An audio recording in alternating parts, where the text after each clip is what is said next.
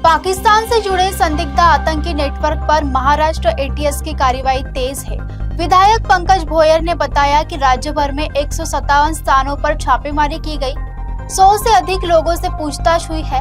Social media और online funding के जरिए साजिश रचने वाले पर भी एटीएस की कड़ी नजर है। शहाजाद भट्टी नावाचा एक आतंकवादी हा पाकिस्तानमध्ये बसून भारतामध्ये काही आतंकवाद्या कारवाया घडून आणण्याचा प्रयत्नामध्ये होता।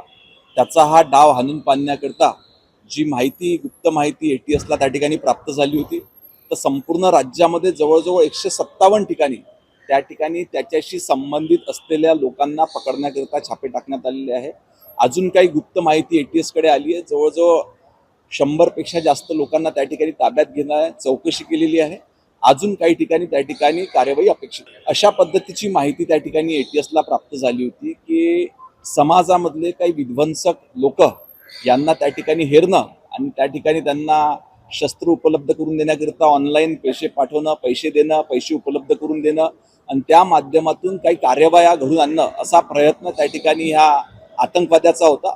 परंतु एटीएसनं त्या ठिकाणी वेळीच दखल घेतली आणि त्यांचा हा प्रयत्न त्या ठिकाणी हाणून वेगवेगळ्या वयोगटातले आहे। आता सगळीच माहिती या ठिकाणी देता येणार नाही कारण कार्यवाही अजून पूर्ण झालेली नाहीये। कार्यवाही त्या ठिकाणी चालू आहे। ताब्यामध्ये काही लोकांना त्या ठिकाणी घेण्यात आलं होतं। फोन रेकॉर्ड त्या ठिकाणी ट्रॅक करण्यात आले होते। त्या अनुषंगाने काही शंका एटीएसला त्या ठिकाणी होत्या। त्या शंका दूर करण्याकरता आणि अजून माहिती मिळवण्याकरता त्या ठिकाणी काही लोकांना ताब्यात घेण्यात आले। निश्चितपणे जे काही ज्यांच्यावर काही गंभीर जर का कोणी कार्यवाही केली असेल तर गुन्हे देखील त्या ठिकाणी दाखल होतील। महाराष्ट्रातल्या जनतेला आतंकवादी हल्ल्यांपासून सुरक्षित ठेवण्याकरता एटीएस सदैव त्या ठिकाणी कार्यरत असते।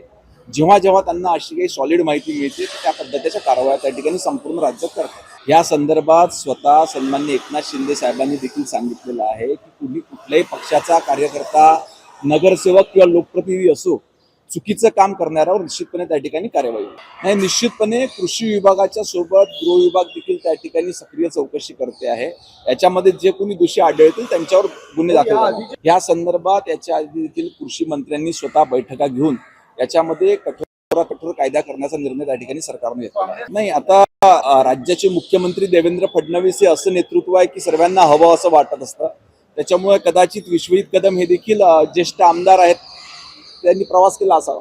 शेवटी शरद पवार साहेब हे या देशाचे राज्याचे मोठे नेते आहेत। त्यांनी देखील अतिशय चांगले निर्णय ह्या राज्याकरता घेतलेले आहेत। याच्यावर माझ्यासारख्या छोट्या कार्यकर्त्यांना प्रतिक्रिया देणे नाही। शेवटी राज्यामध्ये लाडकी बहीण योजना ह्या राज्यातल्या महिलांना सक्षमीकरणाकडे नेण्याकरता केलेली आहे। निश्चितपणे त्याचा मोठ्या प्रमाणावर फायदा राज्यातल्या लाडक्या बहिणींना होतो। नाही, या संदर्भात वेगवेगळ्या ठिकाणी काही लोकप्रतिनिधीच्या हातून जे चुकीचे कार्य होतात त्यांच्यावर कार्यवाही करण्याचे निर्देश त्या ठिकाणी माननीय मुख्यमंत्री मोदयांनी दिलेले आहेत। देशातल्या प्रत्येक कुटुंबाला त्या ठिकाणी पिण्याचं चांगलं पाणी मिळालं पाहिजे याच्याकरता ऐतिहासिक योजना देशाचे प्रधानमंत्री सन्माननीय नरेंद्रजी मोदी यांनी संपूर्ण देशभरामध्ये जलजीवन योजना आणली। या माध्यमातून मोठ्या प्रमाणावर आपल्या राज्यामध्ये देखील त्या ठिकाणी कामं देण्यात आलेले होते। परंतु याच्यामध्ये जर का काही अनियमितता असतील तर निश्चितपणे त्याची चौकशी होऊन त्यांच्यावर देखील कारवाई होईल।